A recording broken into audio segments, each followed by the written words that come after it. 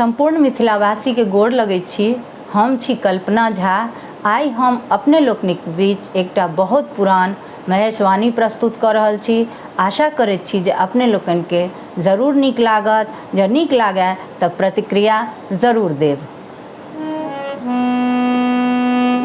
उतरहि राजसँ एलै एक जोगिया, बसि गेलै गौरी दुआरी। यौ उतरहि राजसँ एलै एक जोगिया, बैसि गेलै गौरी दुआरी।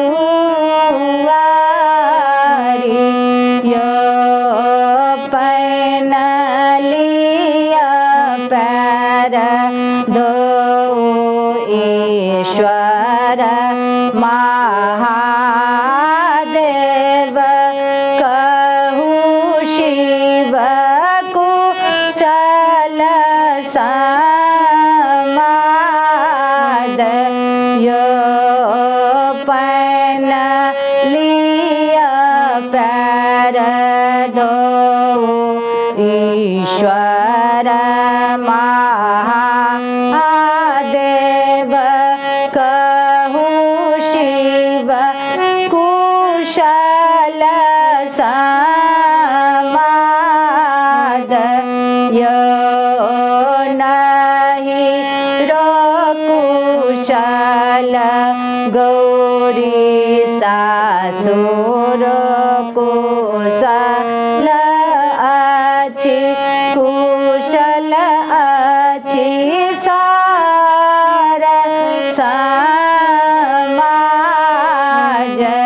यौ नहि कुशल गौरी सासुर कुशल अछि, कुशल अछि सारा समाज।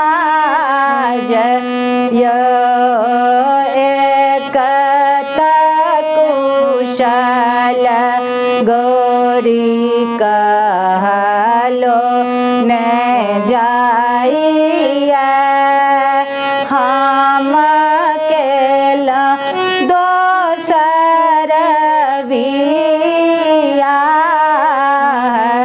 यौ एक कुशल गौरी कहलो ने जाइए, हम केला दोसर बियाह।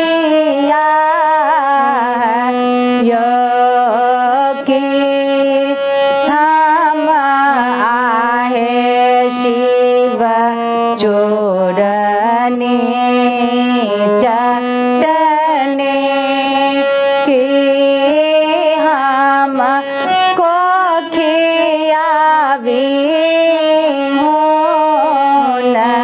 यौ कि हम आहे शिव सेवा में चूकला हूँ, किया केला दोसर बियाह।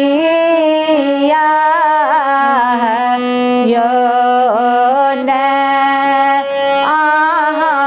आहे गौरी चोरनी चटनी, ने आहा को खियावी हून।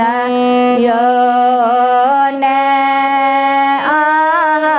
आहे गौरी सेवा में चूकला हूँ, लिखल में टल नहीं।